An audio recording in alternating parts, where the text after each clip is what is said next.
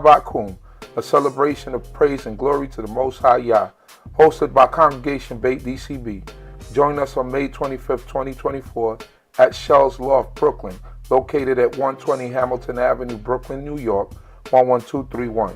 This event promises a day filled with spiritual upliftment, community unity, and joyful fellowship. Come together with fellow brothers and sisters to honor and worship as we celebrate the divine presence in our lives. For more information and to reserve your spot, contact us at 347-622-9090 or email us at info@baitdcb.org. Don't miss this opportunity to connect, rejoice, and experience the power of unity and faith. Once again, brothers and sisters, experience the beauty of unity and faith at Unity Shabbat, presented by Congregation Beit D.C.B. Join us on May 25th, 2024 at Shell's Loft, Brooklyn, located at 120 Hamilton Avenue, Brooklyn, New York, 11231. This special day is dedicated to praising the Most High Yah and coming together as a community and worship and celebration. Whether you're seeking spiritual enlightenment or simply looking to connect with like-minded individuals, this event offers an uplifting experience for all. Reserve your spot today by contacting us at 347-622-9090 or emailing us at info@baitdcb.org. Let's gather in unity and embrace the spirit of togetherness as we honor the divine presence in our lives. Hallelujah. Shalom, shalom. By the rivers of Babylon, yeah, we sat down and we cried when we remembered Jerusalem. We were sick, Lord, near to dying. Oh,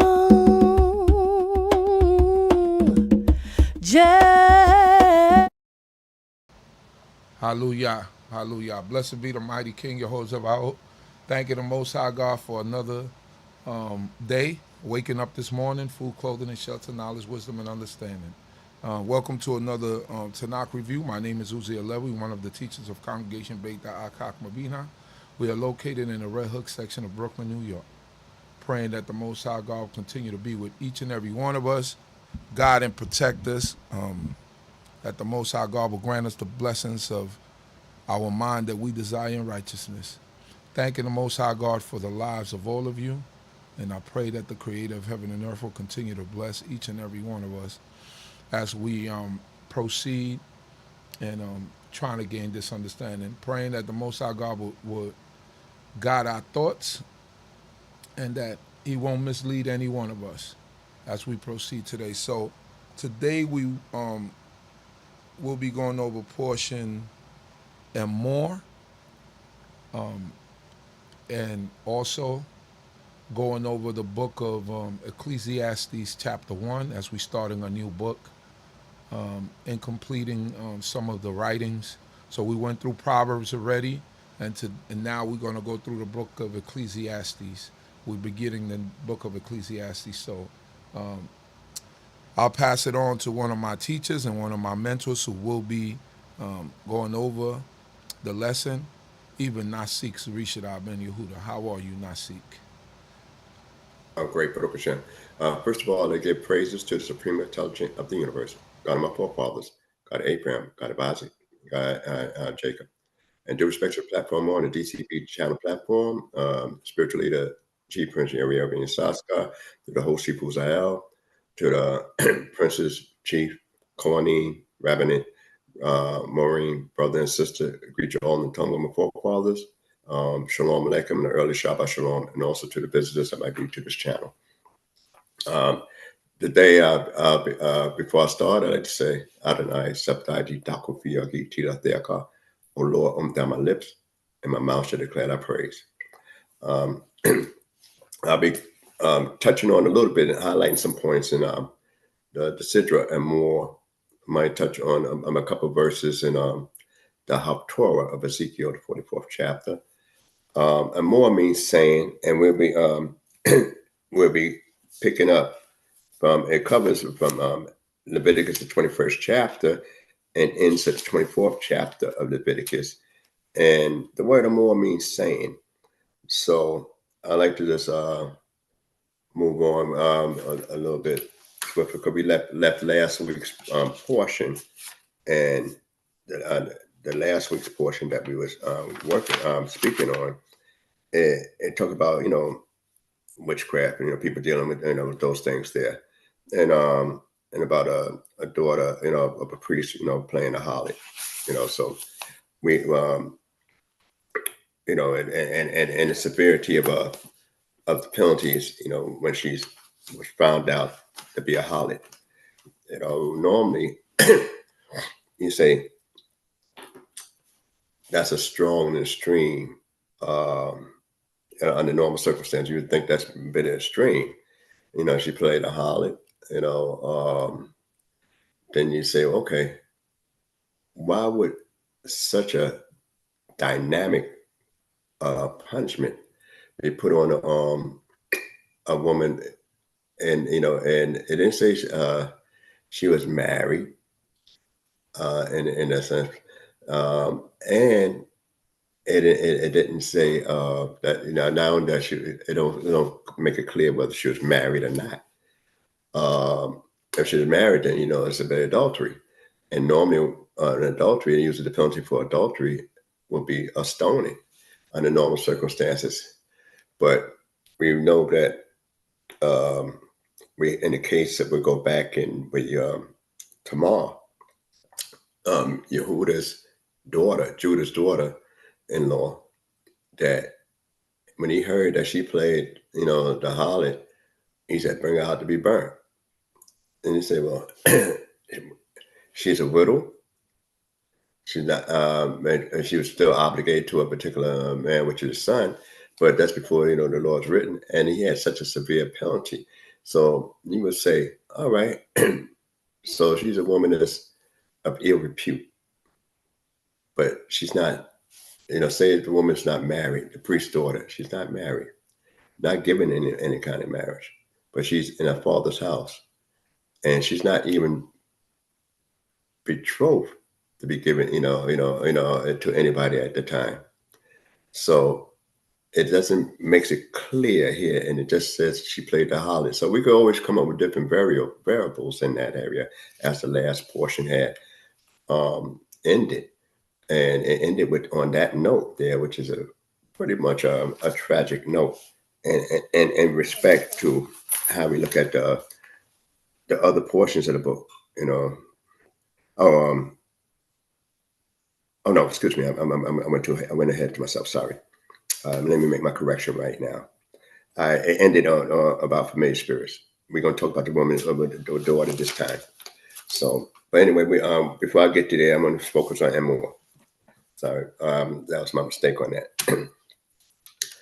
So, correct myself, you know, early. And more itself means to say.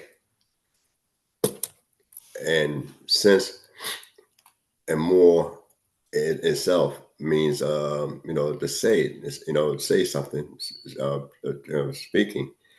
We have another word which is called, you know, daber, which, you know, means to speak. And the way the particular portion opens up, it focuses on the word and more, and they use it twice in this sense. And daber is usually a more intense. It's we say you know, when you say speak softly, and then we say sometimes talk hard, you know, hard talk. Well, the bear is more intensive. That's more of a hard talk, and then more is more of a soft, you know, soft-spoken demeanor. And usually when we see it, it's usually in a soft tone. So now, as it opened up, I'm just going to read how it opened up in there more. And this particular portion deals mostly with the priests in this area. And it says, Vayomer Adonai el Moshe Amor, el Hakonim, b'nei Aaron v'amarata alehem lenefesh lo yitamar ba'amar. All right, now, for the translation, And the Lord said unto Moses, speak unto the priests, the sons of Aaron, and say unto them. All right. So now, if the created, why would be the redundancy? And then we already know that Aaron's the priest. We already know, that his son's the priest. So now it says to Moses to speak not only to Aaron and to his sons. Now, you say, well, what are some of the areas there that we could look at in reference to this here particular sidra, in that area? All right. So, and it goes on to a topic that's sensitive. When we look at the term amor, a saying, if I'm talking to the father, shouldn't the sons, be instructed by the father? But why is Moses don't even, leave it? God don't leave it to Aaron instructing his kids alone. He brings this to tell Moses to tell Aaron and his sons together about what's about to take place and about a certain prohibition. So when we look at that and say most of us, well, a lot of us, some of us just adopted this way of life, adopted the way of life for us, we come to the realization and we say, okay, I realize that the God of Abraham, Isaac, and Jacob is God. And I realize that those laws that's brought down by the prophet Moses is the will of the creator. And we accepted that.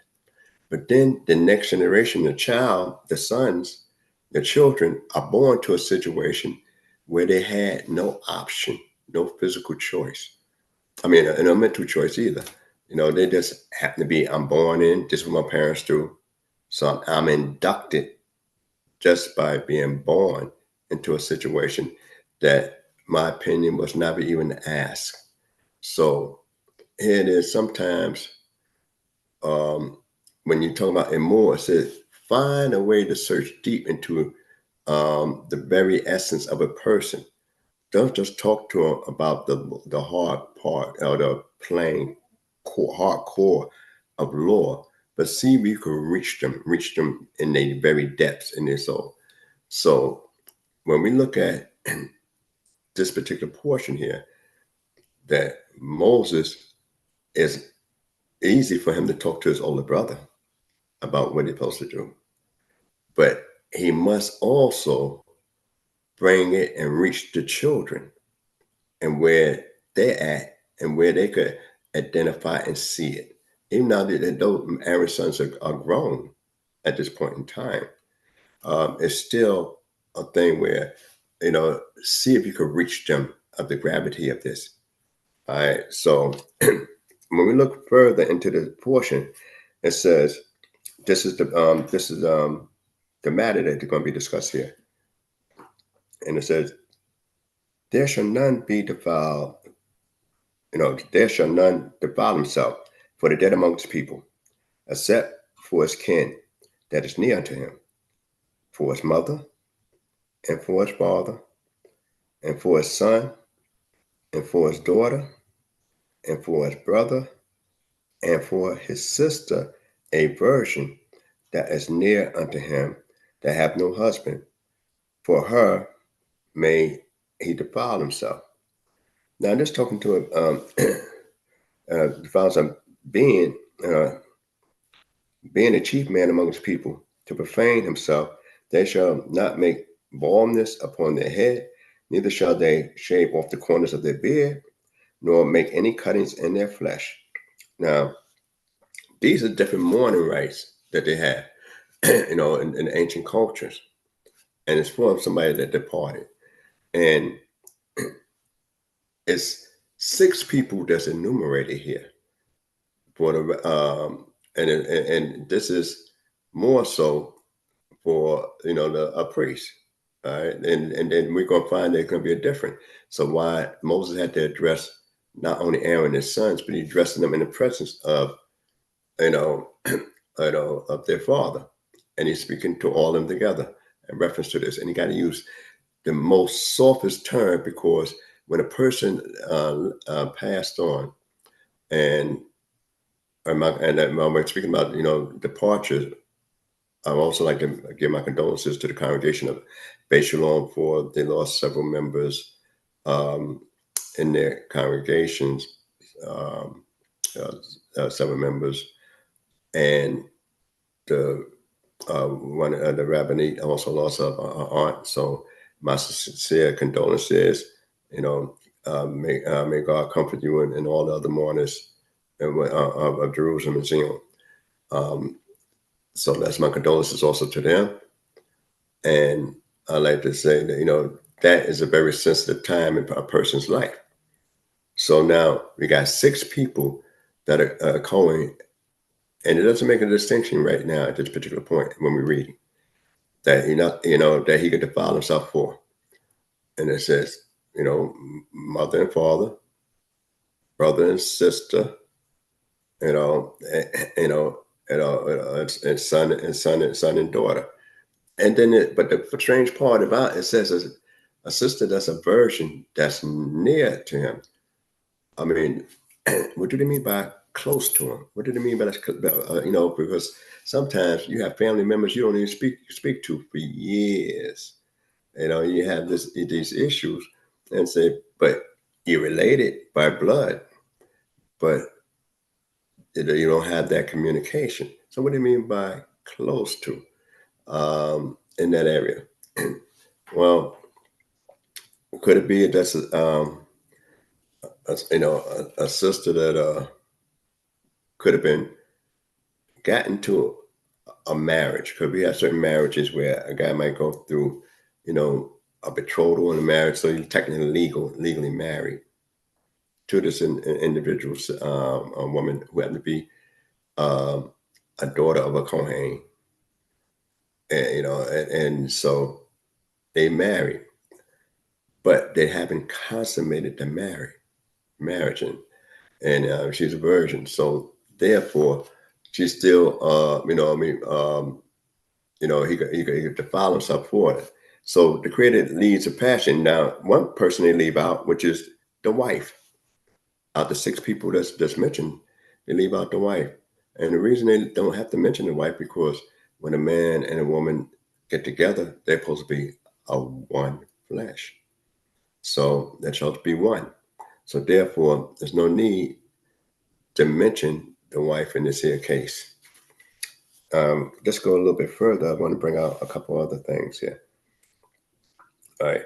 They shall be holy unto their God, and not profane the name of their God, for the offering of the Lord made by fire, the bread of their God, they do offer. Therefore, they shall be holy. They shall not take a woman that is a harlot or profane, neither shall they take a woman put away from her husband, for he is holy unto his God. Thou shalt sanctify him therefore, for he offereth the bread of thy God. He shall be holy unto thee. For I, the Lord, who sanctify you, am holy. And the daughter of any priest, if she profane herself by playing the harlot, she profaneth her father, she shall be burnt with fire. So a young daughter reflects the parents. You usually say the son reflects the mother, the daughter reflects the father. So here is a lot of issues that could be discussed, and variables are brought out in reference to that. But nevertheless, the penalty is that she will be burnt. So now they're going to tell the priest who he can't marry. So now here we got another example about who you're not allowed to fall in love with for a marriage relationship. And one of the interesting things is that a lot of these women have a bad reputation, but when it comes down to it, it doesn't prohibit, it doesn't prohibit a widow. All right. It doesn't prohibit a widow, but a divorce, a garusha. Now she could have been a decent woman, But for whatever reason is, most the background shows that usually the former husband must have found some uncleanness in her. And since the former husband found some uncleanness in her, by that very token, a Kohen can't marry her. Perhaps she did some unsavory thing. So now we're going to have other issues that come up in here in reference to the relationships that the Kohen have. We know about a woman that's a harlot, and if Kohen have children by her, that they're going to be a problem. So now we have issues that exist, and you say, okay, whatever the father is, that's what the child is. All right, so that's normal situations. So I'm just using a scenario, and you can bring further discussions into it. If a Kohen do have a child by a harlot, then is that child a Kohen, a priest? He have a father, but is he a priest? And would he be able to function as a priest? If he had a child by a divorced woman, would that child be able to function as a priest?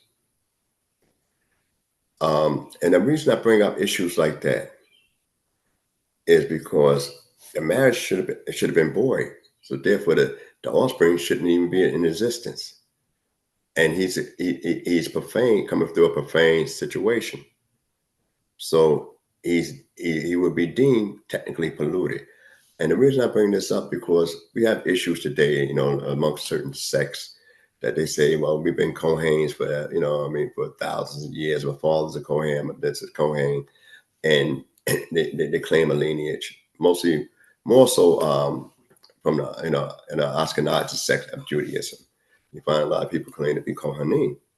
Then you have people like the Limba and different people in the continent of Africa who are supposed to have the genes of a Kohanim.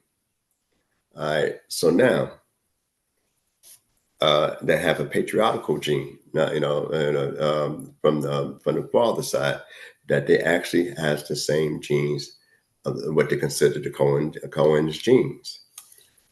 So are they priests or not priests? And some might be living as a Kohen. And I'm bringing these things out, and because of this particular section of the scripture, because now, if it's a relationship that shouldn't never have been, you will have your father's genetics, but you still don't become a Kohen. If it was functioning, we function like that. If we had the temple standing today, because you come from a relationship that was already forbidden. And since the relationship was already forbidden by Torah, you might have that genes. You definitely have your father. You know what I mean? You definitely not consider, well, would that be another issue then? When it comes to a mamzia, be another issue to discuss. Where that play at. But though your father might have been a full-fledged Kohen, and he defiled his seed by having an offspring by one of those relationships that is forbidden, and also those even the relationships that's forbidden by that we read in the previous chapter, and near kin, then you don't have the genes, but you're not going to be a Kohen. You're not a Kohen. And we have a similar situation when you come back the exiles come back under Ezra's time. The parent, the mother was a daughter of a Kohen, but we don't know who the kid's father was, and we don't know how that relationship went. And that's just one example. But you had a lot of people that was Kohen and claimed to be Kohen, and it could have been Kohen because their father might have been legitimately a Kohen in certain areas. but it might have been from a relationship that is forbidden. And we're going to come through a particular thing. You know, I want to focus on a couple of things in this particular portion before I get into the book of Ecclesiastes. All right, so I just want to bring out a couple more points in here. And it says in the 10th verse of the 21st chapter, and the priest that is highest amongst his brethren, upon whose heads the anointing oil is poured, and that is consecrated to put on the garments, shall not let the hair of his head go loose, nor rend his clothes, neither shall he go into any dead body, all right, nor defile himself for his father or for his mother, neither shall he go out of the sanctuary, nor profane the sanctuary of his God. For the consecration of the anointing oil of his God is upon him. I am the Lord. He shall take a wife in her virginity, a widow or a divorce, or a profane woman, or a harlot. These shall he not take, but a virgin of his own people shall he take to wife. And he shall not profane his seed among his people, for I am the Lord who sanctify him. So these are a lot of things that's striking home for the priestly family. You know, whereas another individual in the nation of Israel could marry a divorced woman. And, maybe it wasn't good for that individual, might be good for the next individual. But no one should be trying to marry, a woman that's a harlot. Now, a woman's profane, she might have went through a situation that got, rape, abuse, whatever the case is.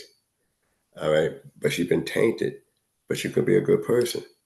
A Kohen can't marry her, but she's profane because of a situation that might have happened to her, in life, not because she willingly submitted to a certain situation. Then, another guy might want to take her for a wife. Psychologically, if you could get past all that, but a Kohen can't be distracted by that. He got to have it's about the purity and the sanctity of the very office that they operate on. And here, the Kohen Gadol, only the high priest, he's called Hamoshiach, too, as well. The Kohen Hagadol is the only one that's going to be anointed when he gets to that position, because that meant his father had passed on. He take over as Kohen Hagadol. He's the only one. The regular priest, you're born a regular priest, and that's it. But you have to be anointed as a Kohen Gadol. And the first time round, Aaron and his sons all was anointed, but Aaron was the high priest. But Aaron and so Aaron have a stricter requirement. And also we read where Aaron's wife, Elisheba, was a daughter of a prince from the tribe of Judah. And so it was important to say, well, okay, did it just start going forward or ahead of time? We read about Eleazar, we read about Eleazar's wife. So we read about two Kohens, women that married within the nation of Israel. So you read about the first one, Aharon, and you read about his son Eleazar that married within the nation of Israel. All right, and so it's important that we know their genetic makeup. But today, we have a lot of things that we got to kind of straighten out. But technically, that's the way it was. And that Kohen that would take a widow, normally of another Kohen. Because we have a thing, men dwell together and they have no seed, then one will raise up. That could be on that premise alone.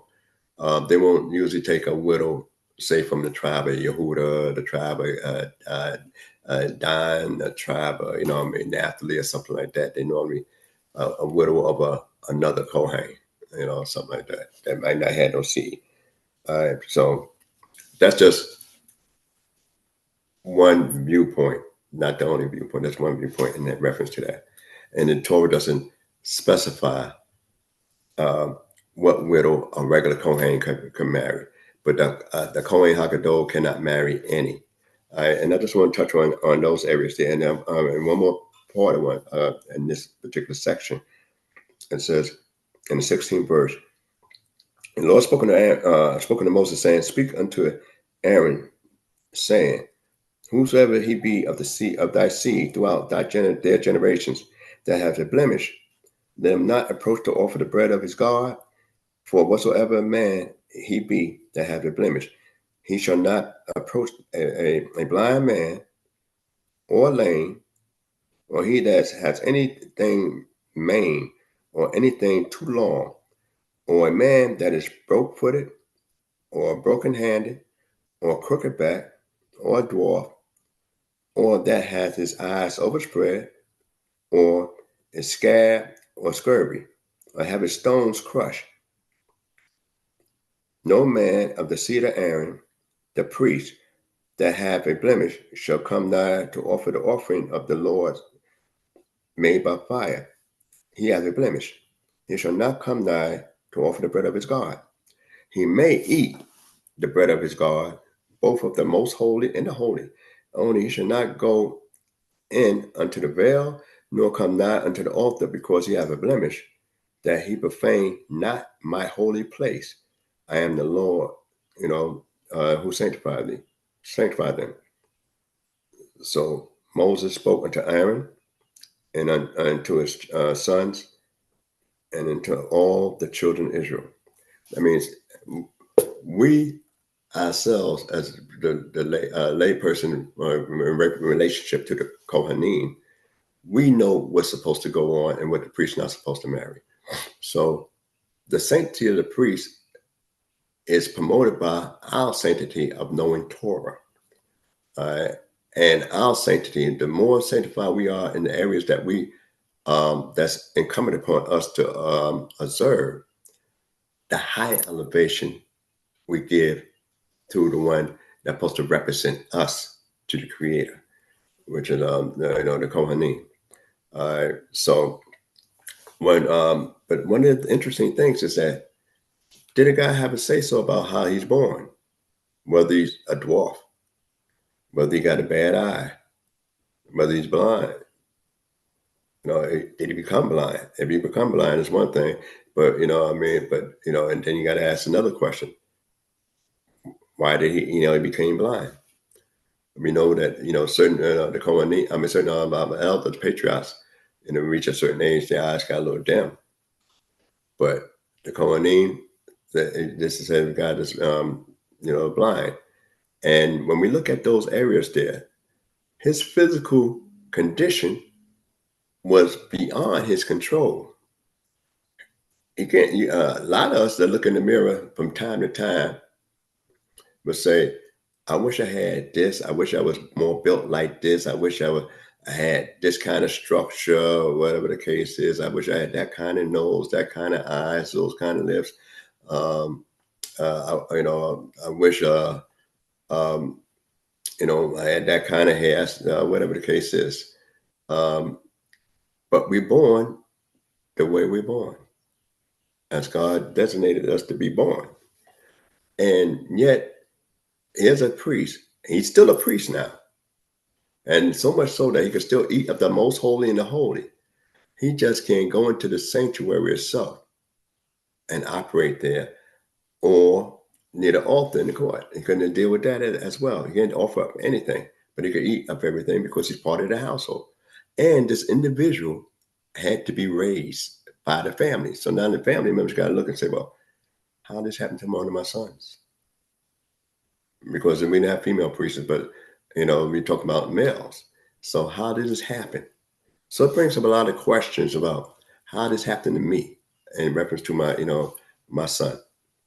And so that's another story to be, you can further discuss it with your teachers and stuff.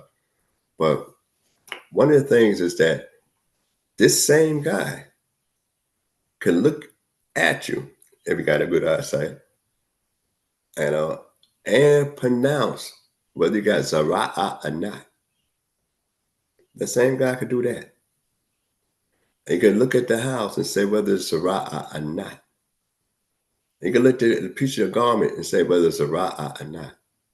So, only thing he's prohibited from is actually offering up. And we could say, well, the offerings without blemish. They have requirements for the animals. So if we got requirements for the animals, then we definitely have requirement, for the individual. Just like we read in the scriptures that all the first in the open the matrix of your beasts and cattle, that's built for the Lord.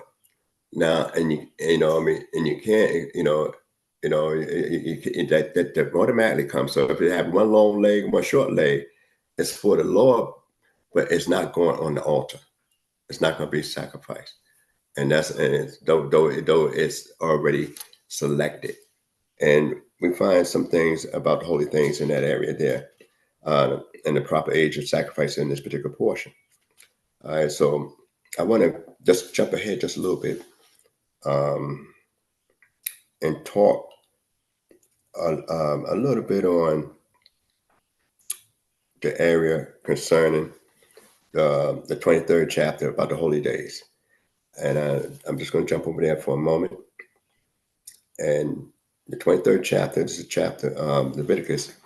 And the Lord spoke unto Moses, saying, speak unto the children of Israel, and say unto them, the appointed seasons of the Lord, which ye shall proclaim to be holy convocations, even these are my appointed seasons. All right, so now, they use the term, I'm just going to get the term here, moedim, moed. So it's a term they use here in the 23rd chapter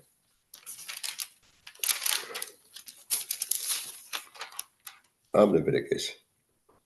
It said, and use the word, Ele moede Adonai mikora'e kodesh, asher tik'ud atam be mo'adam. All right, so it uses the term from the word moed, which means appointment, a time, a season, also it's got a word, making it be a witness, a testimony. All right, and word aid is a witness. And then it goes on, and then it goes on and focus on the month, which is, so we developing what they call sacred time here. And as we develop sacred time here, it goes on and say, and and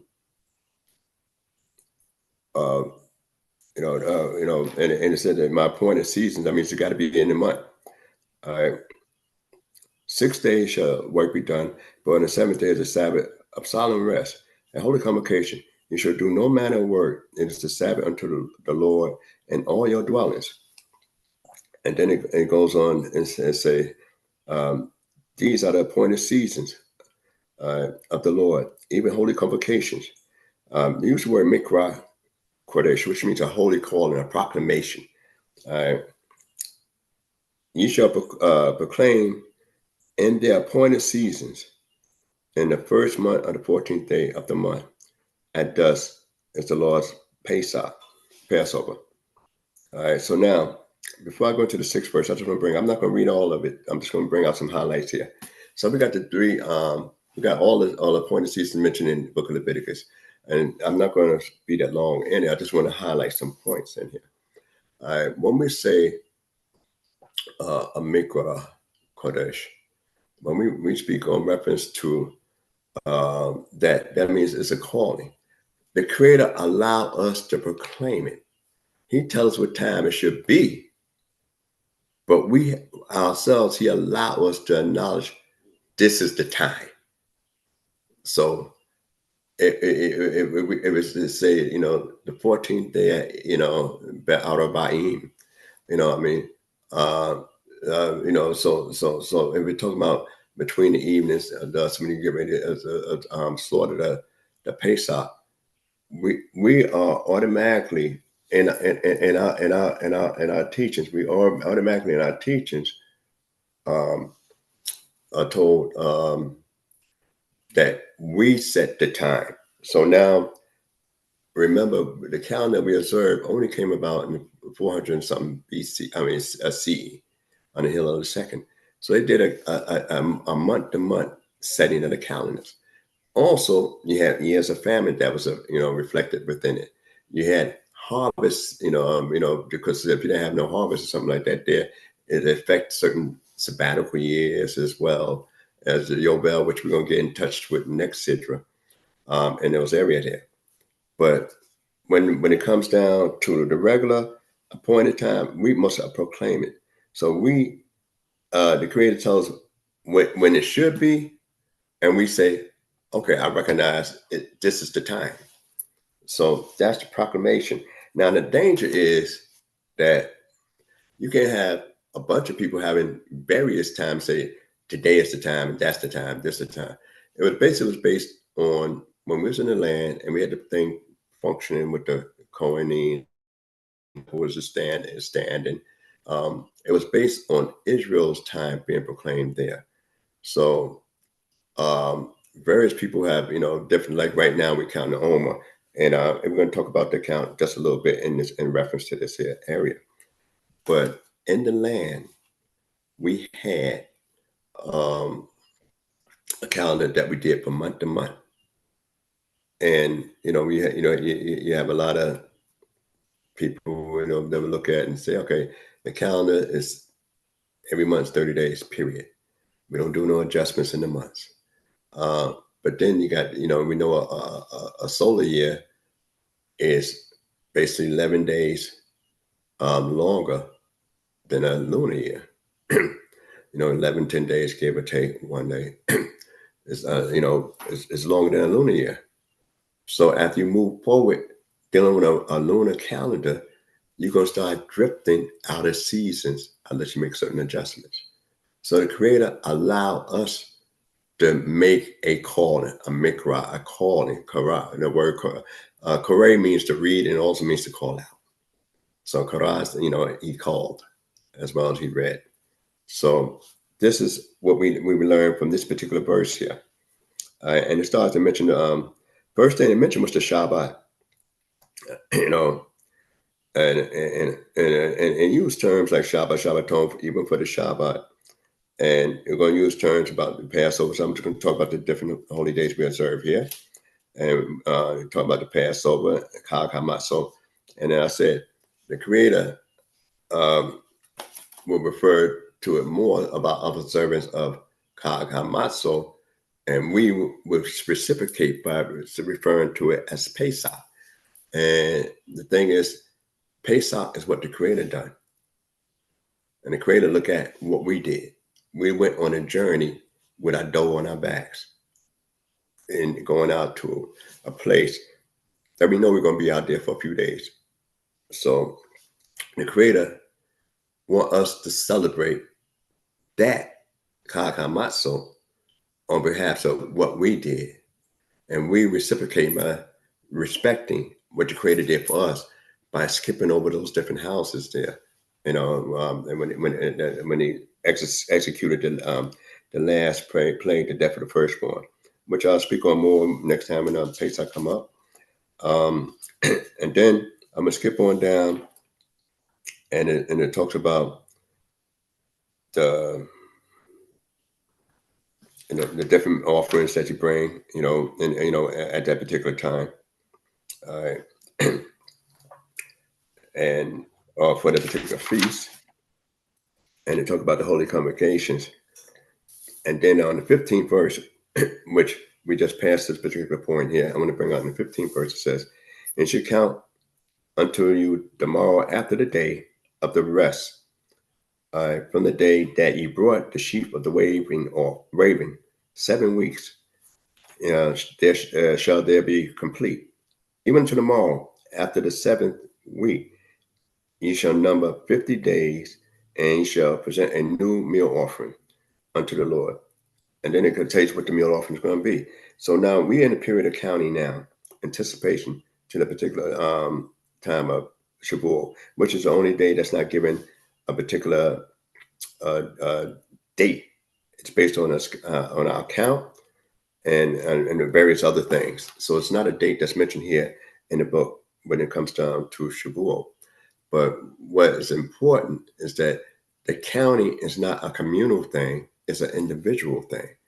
So because, a leader of a congregation might say, this is such and such omer, this is 26 omer or stuff, at the time, and making it, the 3 weeks and 5 days of the counting of the omer.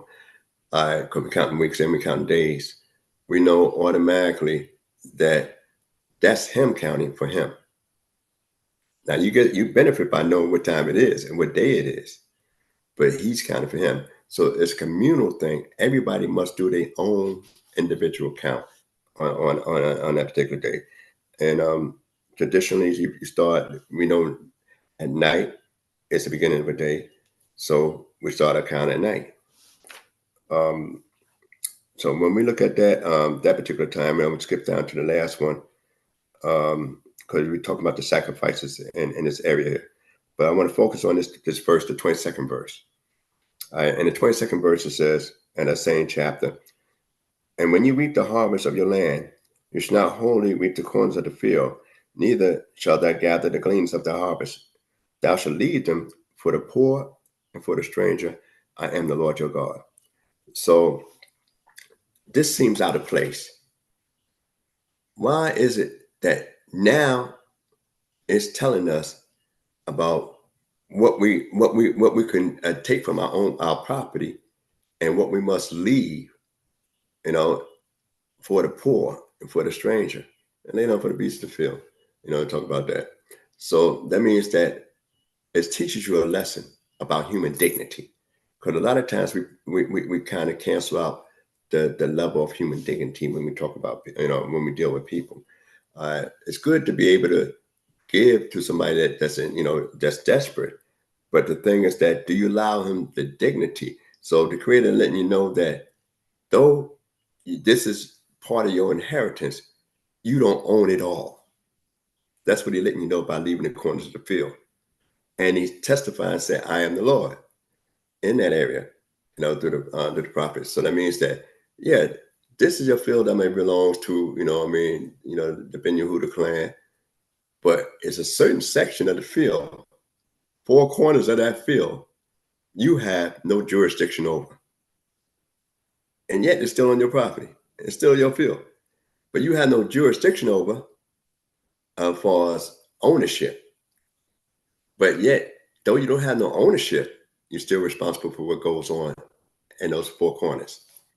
So, and then it's no fixed measure, because my corners might be a little bit different size from your corners of the field. You might have a bigger corner in the field, or whatever it is. But it's a corner, there's a certain measurement, but there's no fixed measure between my field's corners and your field's corners. But we know that we must have it squared off where we say, this part, anybody could come in and grab that and eat from it. And so it leaves human dignity in place without a person stooping down and say, I need to ask. And that's put in between all this. And then it goes into the and it comes right after you talk about the first fruits, which is during Shavuot. So it comes between the first fruits and the end gathering, because our days that's mentioned here was actually agricultural festivals as well. And then it goes in talking about the 7th month, and then it talks about, first day of the month shall be a solemn rest unto you, a memorial proclaimed by the torah, the blast of the horns, a holy convocation. You shall do no manner of servile work, and shall bring an offering made by fire unto the Lord.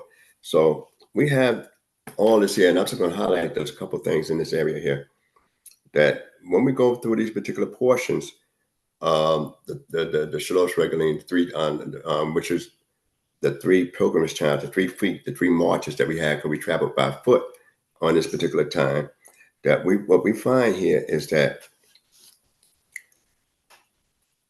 we ourselves, all these days we talk about Passover got something to do with our history. Shavuot got something to do with part of our history. Sukkot got something to do with part of our history. So with Pesach, we got the redemption. With Shavuot, we got the sanctification. With Sukkot, we got a rededication and remind that we departed from Egypt, so we dwell in booths at that time. But what is interesting is that what is we're proclaiming on Yom Teruah, the 7th month, which happened to be a Rosh Chodesh, a new moon, which is the 7th new moon as well. But what are we proclaiming at that particular time? You know, we're actually saying that we're acknowledging God as King. And then what do Yom Kippur got to do with any of our history? God created some areas in there that once you acknowledge him as King, then you actually acknowledge him. You know, you acknowledge him as sovereign King. When you acknowledge that you fell a little low and then having lived up to everything, your potential. So you have Yom Kippur that's instituted. But Yom Kippur has nothing to do with any historical thing for us, you know, a reminder of our history, of our memories, but it's not, you know, that we actually lived through. And we don't even read where we actually ever observed it in the book. But that's so important. So now a lot of people, I just want to bring on this before I go into one more little portion in here and then go to Ecclesiastes, is that on Yom Kippur, you know, most people look at it as the holiest of days. And I always tell people there's no day holier than the Shabbat, but they say that's the Shabbat of Shabbats. And on the Shabbat, it's about ascension as opposed to abstention, you know, abstaining from certain things.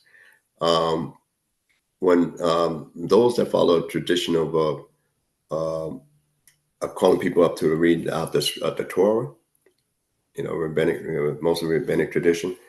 Well, during the weekdays, Mondays and Thursdays, and then Shabbat afternoons, for Menka, you call three people up to read the Torah.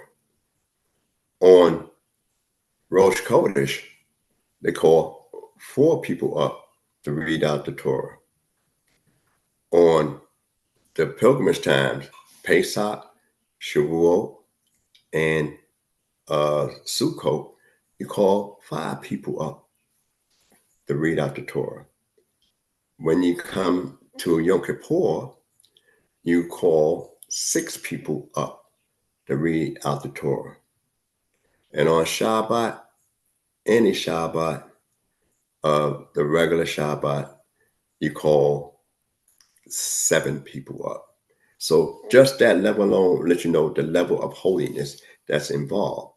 And Shabbat, you know, as we always say, is one thing that the Creator participated in himself, and it's a sign between us and the children of Israel.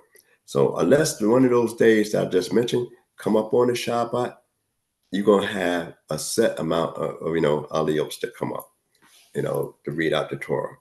So that lets you know some areas there. And then if you don't, you know, afflict your soul and observe Yom Kippur, you cut off. Where you violate the Shabbat, you put to death.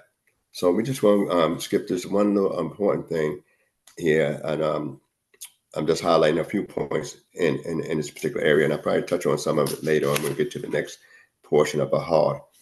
But when we go into the 24th chapter, I want to bring out some things here. The 24th chapter of Exodus, around we're gonna pick it up around the 19th.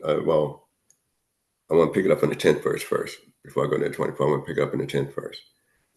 And it said, and the son of an Israelitish woman whose father was an Egyptian went out among the children of Israel. The son of an Israelitish woman and a man of Israel strove together in the camp. And the son of the Israelitish woman blasphemed the name, which was greater, and cursed. And they brought him unto Moses, and his mother name was Shulamite, and the daughter of D.C.B of the tribe of Dan, and they put him in war that they might be declared unto them at the mouth of the Lord.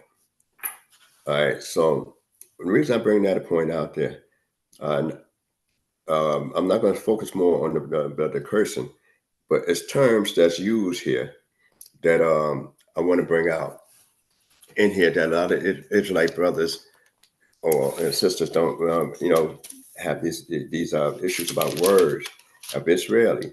Now, an Israelite, normally in a book you find BINAH Yisrael, but when you go into this particular portion here of the 24th chapter of Leviticus and the 10th verse, I use the word here for a female, the Israelite woman.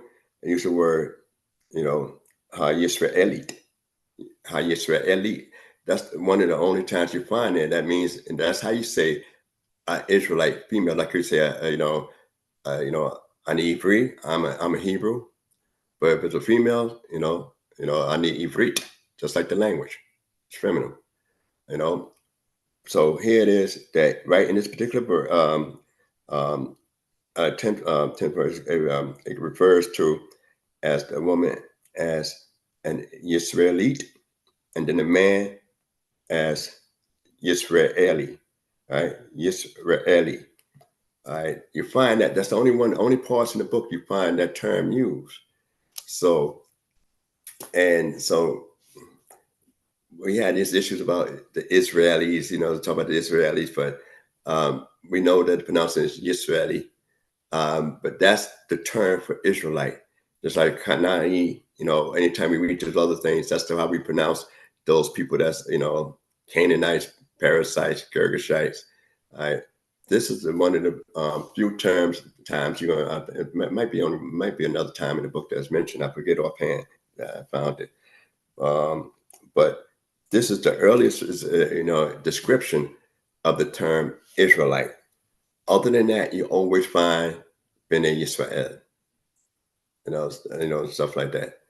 But this is the term that's used. So so I don't want people to have these different phobias about saying I need Israeli, in that sense, because that's in the book, and it describes as that, as a man, so we shouldn't have the problem saying I need Israeli, and you should feel proud that you actually see it in blood. That's the way you could say that. When you say I need Greek, then all right. If you say you're Hebrew, all right. Now, is you from the branch of Ishmael, from the branch of Esau, the branch of Midian or something like that? Tell me what you just one of them guys that just wander around. So this is important to know that it's actually in the book, and that you shouldn't have a problem, identifying yourself as such. So I want to bring that out. And the last thing in this particular sutra I wanted to bring out was what verse was that? 19. Was it 19? 19. Let's see that.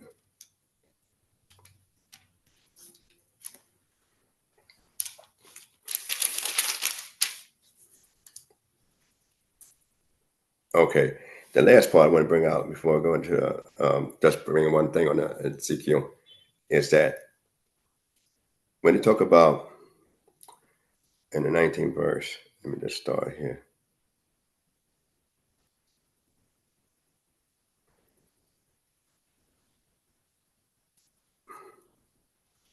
Wait a minute, we move up to where was that? Yeah, 24:19.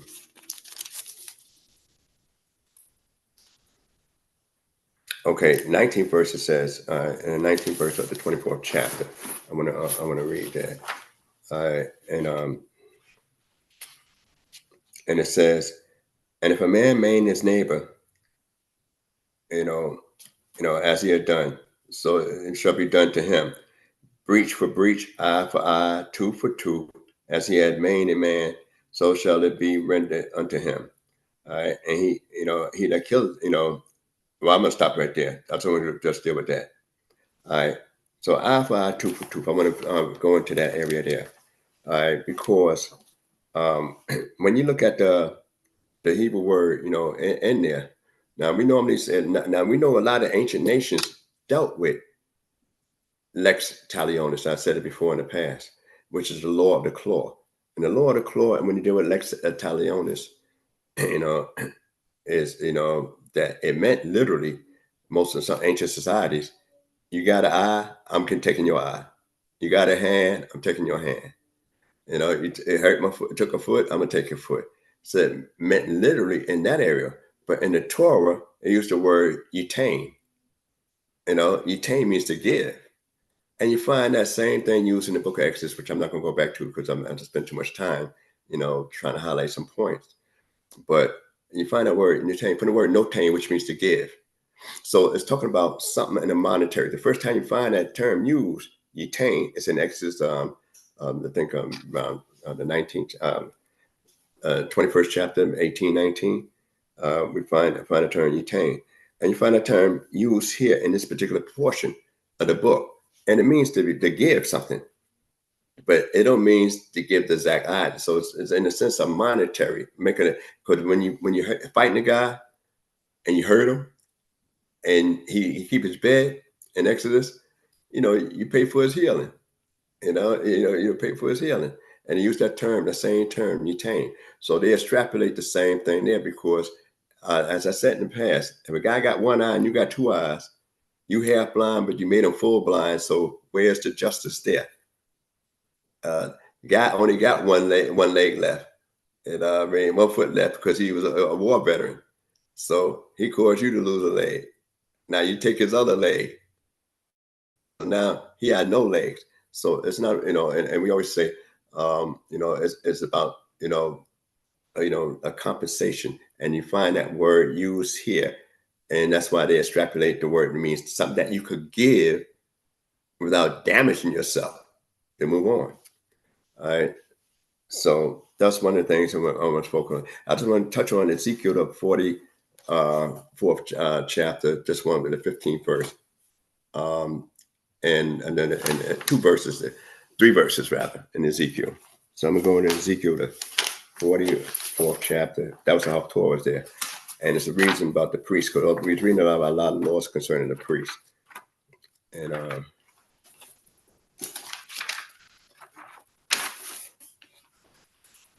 when we get to Ezekiel, the 44th, I just want to read start at the 15th verse, just read a verse there. So.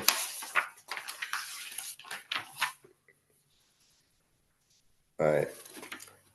And so the 15th verse of Ezekiel 44 was part of the Torah that was started. It says, but the priests, the Levites, the sons of Zadok, that kept the charge of my sanctuary when the children of Israel went astray from me, they shall come near to me to minister to me, and they shall stand before me to offer unto me the fat and the blood, said the Lord. They shall enter into my sanctuary, and they shall come near to my table to minister to me, and they shall keep my charge. All right. So now, and it goes on, on with them in that area there. But the thing is that why is narrow to Zadok? Now we know Zadok was put in place by King Solomon as a Kohanim. But some Kohanins, if you're talking about violation, about marrying, having seed through women, and whatever the case is, so that we know one line, the line of Ithamar, you might read Eli, which we say it most of the times. His line got really, really polluted. And Solomon and fire when to put Zadok in there. So I mean, they kept the charge. We read about Ezra coming back as already a scribe in the law. So that means that a priest is supposed to keep certain knowledge, and we're going to read just a little bit about that in this portion here. And Ezekiel, we know, was part of the captivity. He was in Babylon before Jerusalem was destroyed, and he reached to the other end. He lived in Babylon for a great deal of time. And he had this vision of a third temple, that's supposed to be erected and built. And he also said, who's going to be there? Now, Ezekiel was a priest, but, and so he's a priest and a prophet. And most of the prophets was priests. Very few was, Judites or whatever the case is, and somebody else. But most of the prophets were priests. And it's something to be said about that, but I'm not going to focus on that now. But I want to go down to the 23rd verse of that same chapter of the Torah. And it says, because he got certain violations, certain things that they're not supposed to marry, he went a little extreme, where he talked about the widow, but I'm not going to focus on that. The 23rd verse, it says, and they shall teach my people the difference between the holy and the common, and cause them to discern between the unclean and the clean. And in a controversy, they shall stand to judge according to my ordinances, shall they judge it. They shall keep my laws and my statutes in all my appointed seasons, and they shall hallow my Sabbaths. All right, the Shabbat. All right. That is why Zadok is chosen. That's why the priest line in the future, you're gonna have to say, well, I just can't be just a descendant of Aaron. I just can't be a descendant of Pinchas. I just can't be, I gotta be actually a descendant of Zadok. And this is during the Babylonian captivity, when we were taking out the land, when the temple, and later on the temple was destroyed. And Ezekiel was talking about a third temple. And mind you, now he was taken into Babylon before the temple was destroyed. So it's a lot of information that's being brought here. But it's saying that if you're going to have a judge, it should be a Kohen, if we were, ideal fashion, should be part of of your judge system, your court system.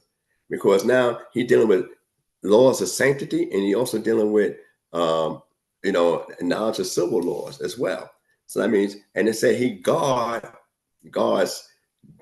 statutes, and not only that, he guard his laws. So when you check it in the Hebrew, you find all that he actually observed, guarding, protecting, and maintaining that knowledge. So when people was in Babylon, when we think about 70 years of Babylon, everybody didn't say forget about everything. Some people study just like we studying over here in America and in various countries here.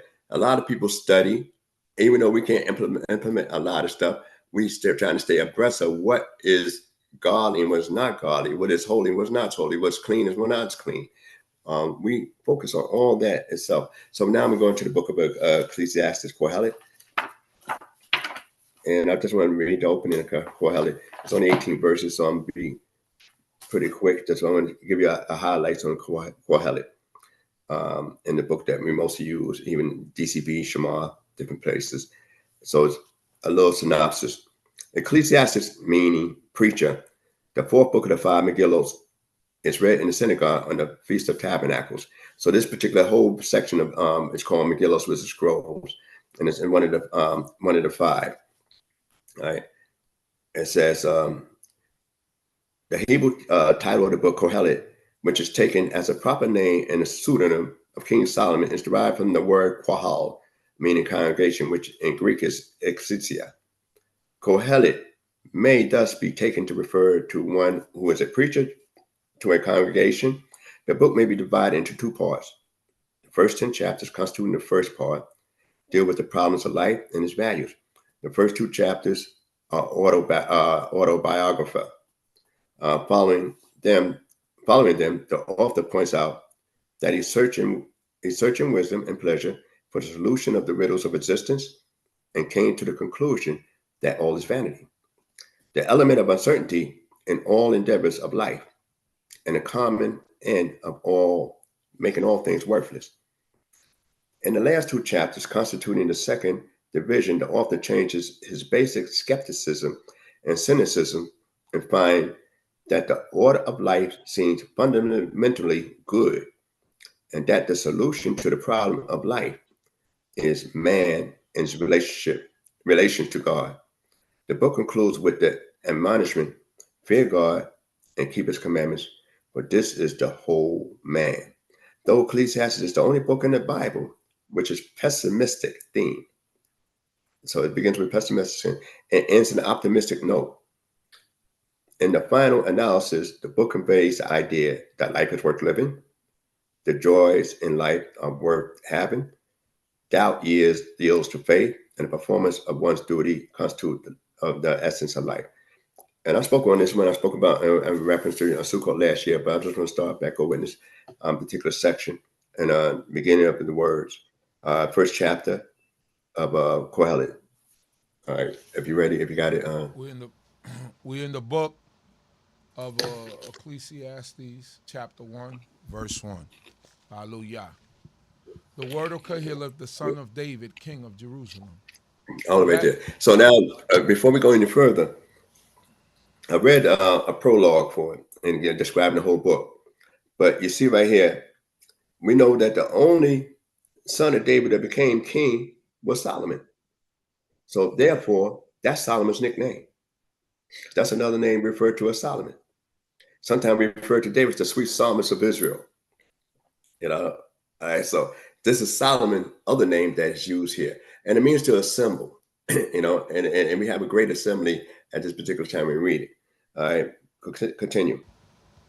Verse 2, vanity of vanity, saith Kohelet, vanity of vanity, all is vanity.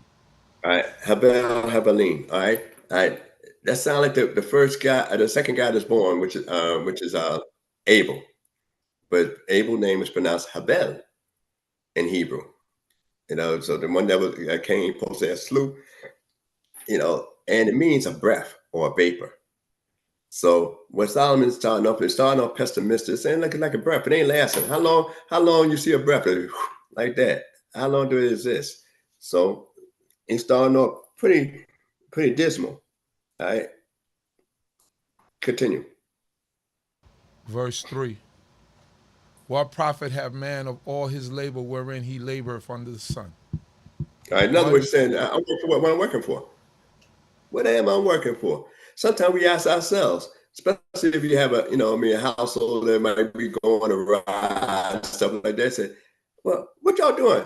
Well, I'm doing this here to try, and y'all destroying what I'm building up. What's going on? All right. So that's a little extreme, but a lot of times we could identify with that situation a lot better. Because you might have kids, man, they get to playing in the bedroom and they jumping on the bed when they're toddlers. You said, jumping on the bed. What are you doing? That's not a springboard. That's not a trampoline. They jumping, having fun, on the bed. They're making games out of things that's not supposed to be the game that they're using.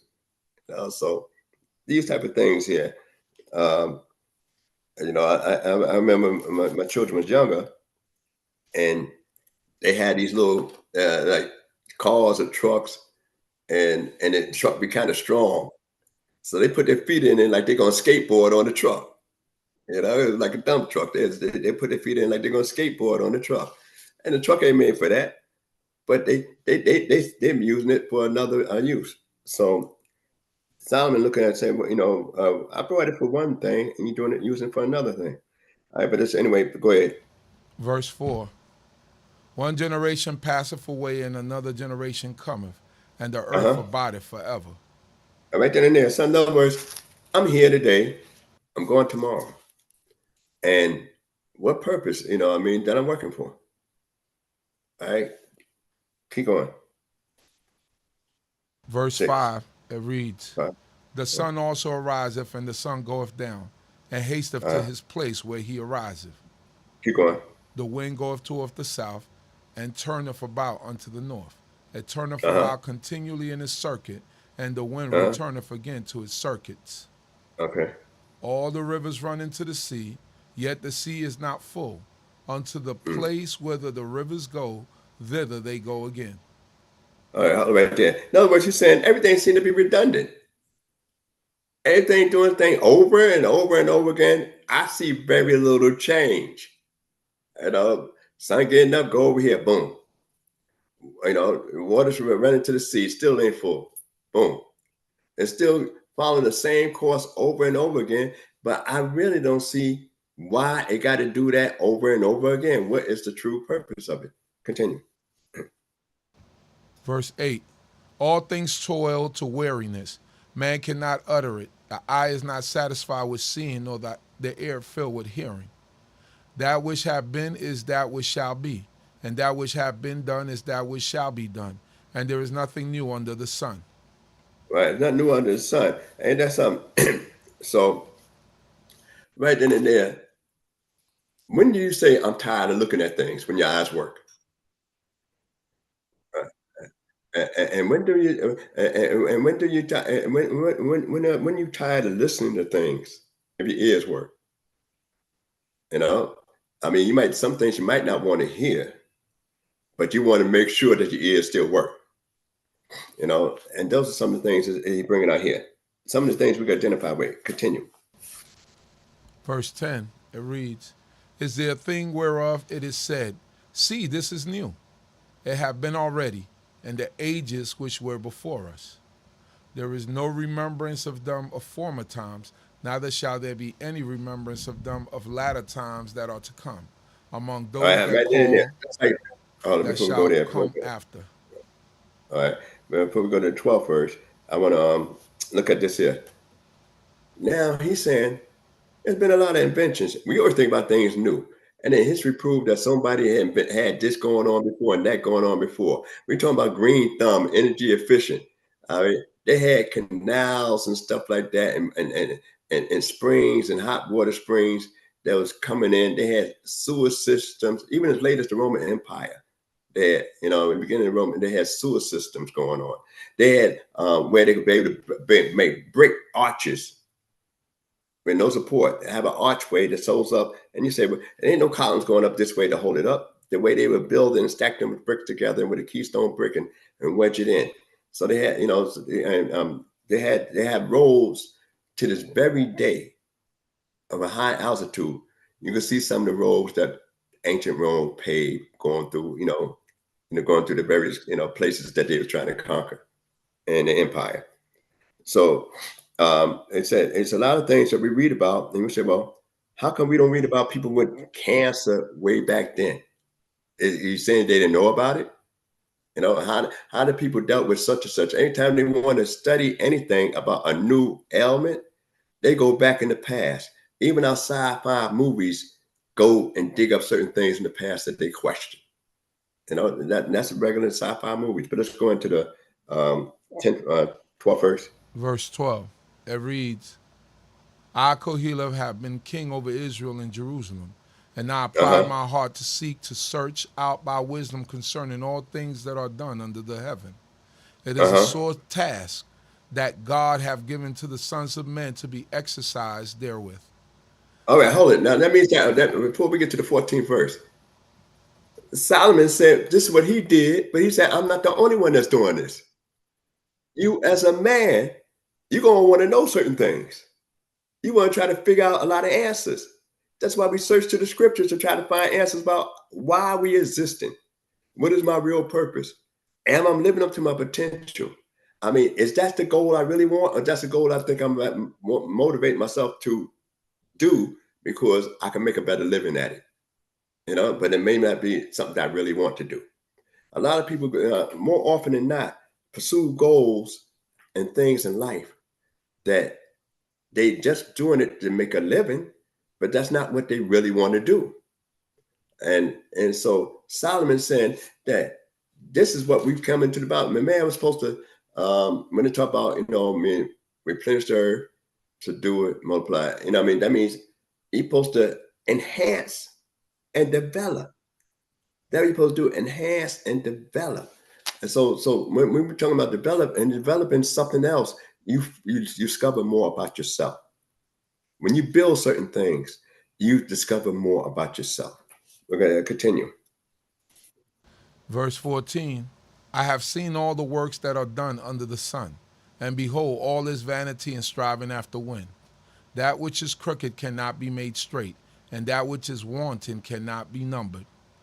All right, right then and there. So he letting you know that he got a frustrating job because now he got this wisdom, this insight, and he looking at all this stuff, and he going deeper than we can go deep into thinking about certain things and knowing certain things, and he's frustrated because he said, "This can't be the answer. This can't be the end."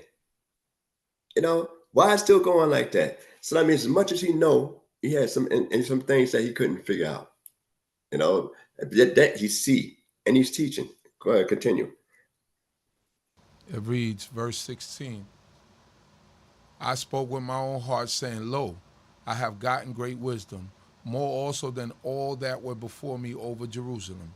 Yea, my heart have had great experience of wisdom and knowledge. And Oh, right there.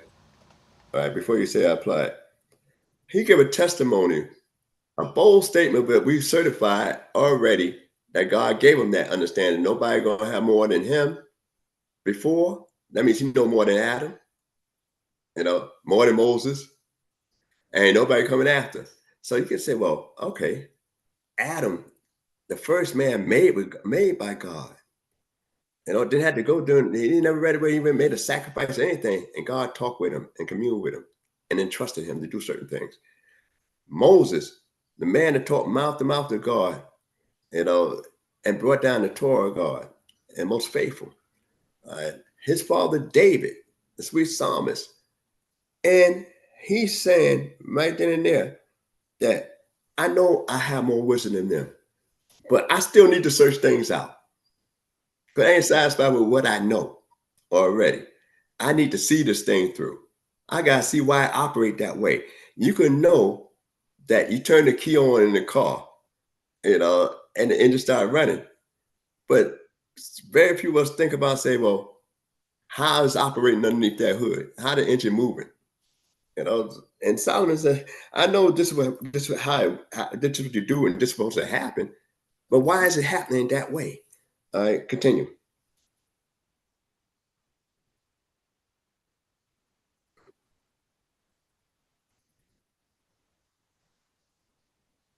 Wow, ain't that something? You know what I mean? Hold on, Prince. Prince, let me repeat that. Verse 17, and I apply my heart to know wisdom and to know madness and folly. I perceive that this also was a striving after wind.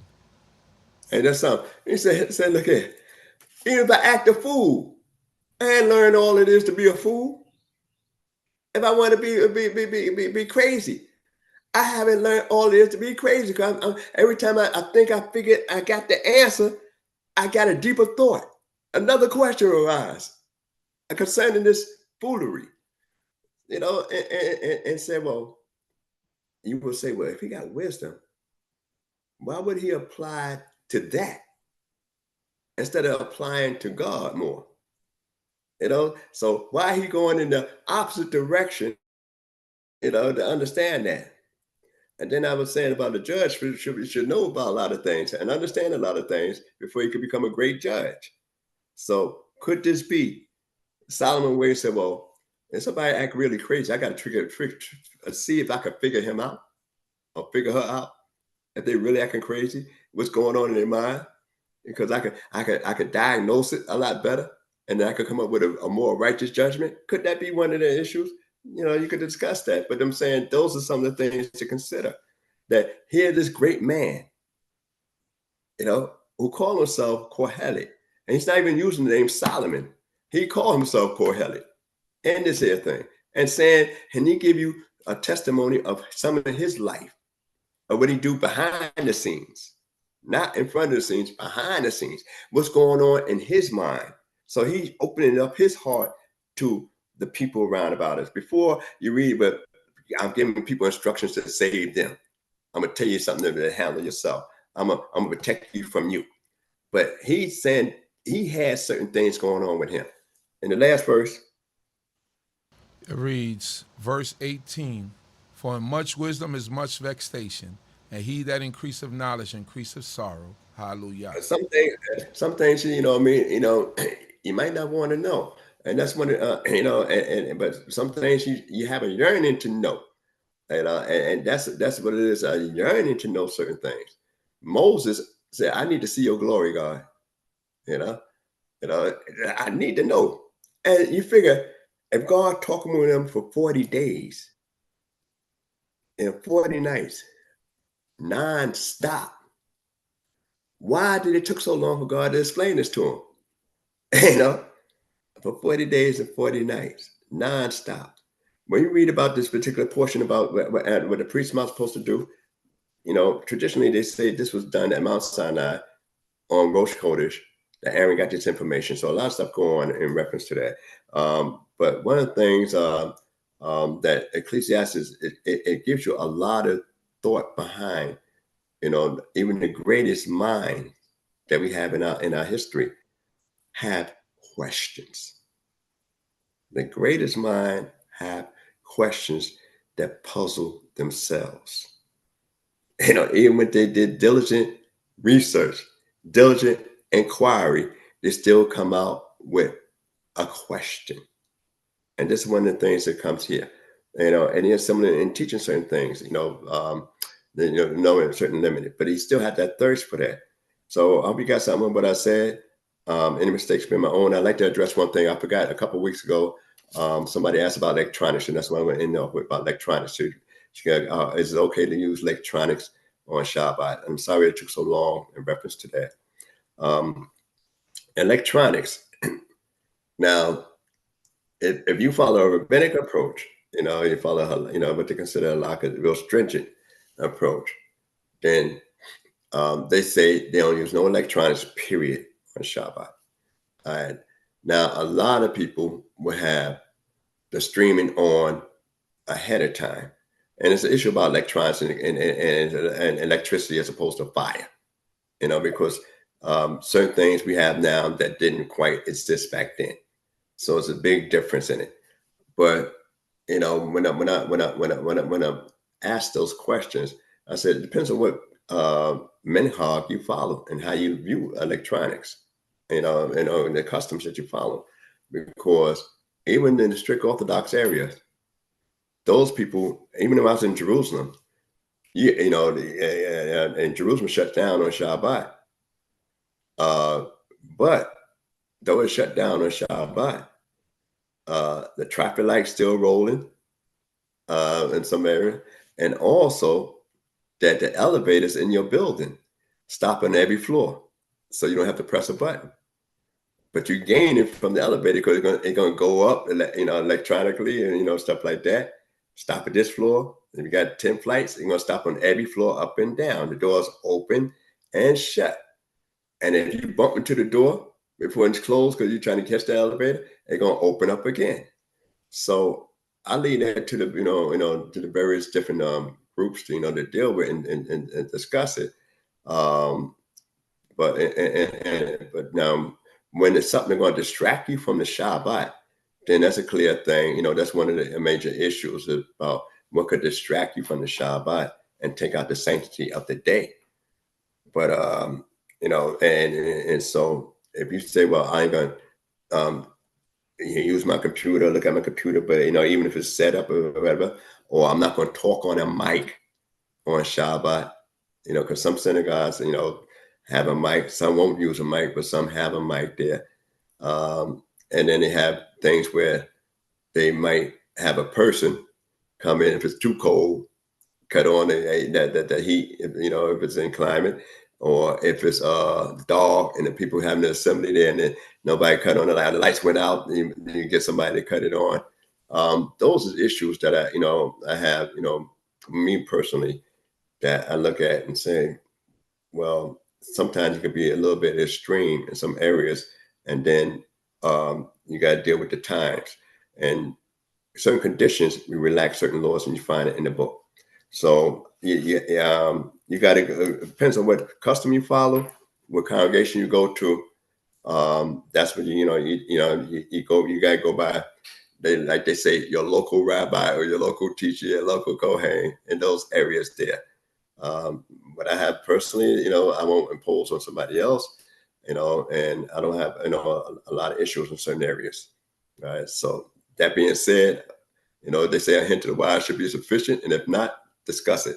With that, I say Shalom Aleichem and early Shabbat Shalom. And those that's coming up next week, I'll be up there, at this big event, so hopefully I could, those that come out to support the D.C.B channel, that I could be able to see some of the people that might have questions that I might have went kind of quickly through my different talks, and be willing to answer or address any questions that on the subjects that I spoke on. Not necessarily other stuff, but subjects I spoke on, in the best of my ability. With that, I say Shalom Aleichem and Shabbat Shalom, and don't forget to keep counting. Hallelujah. Torah about Nasik. Also, I'll be remiss if I didn't mention Condolences go out to the family of Beit Shalom for the loss of our sister Monica, and also one of our elders, Ima Ruth, who passed away last week. So we pray that the Most High God will continue to be with the family of Beit Shalom, that he will bring them peace even in their time of mourning, and that the Most High God also be with with the ones who passed away, their immediate families. So I hope and pray that the Most High God bless them all. Hallelujah. Shalom, Hallelujah. shalom. Shalom.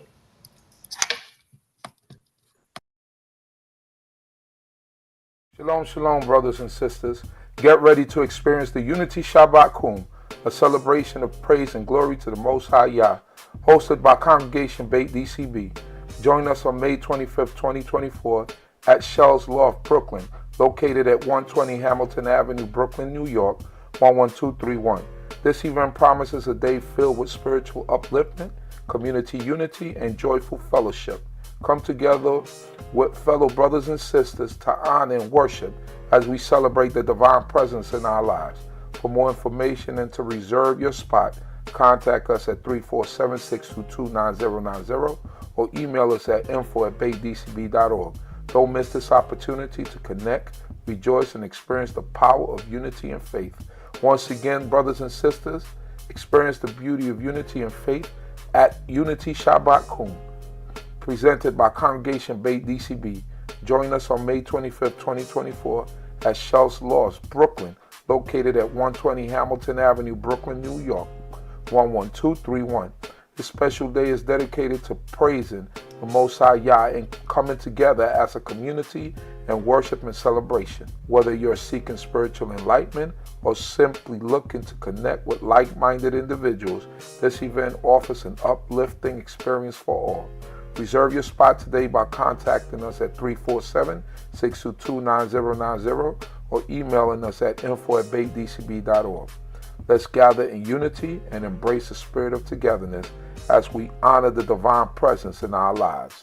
Hallelujah. Shalom, shalom. Let's get knowledge, wisdom, understanding. We'll do our standing. All praises to the Most High, His laws and commandments. The CHOKMAH BINAH here to push it through your speakers.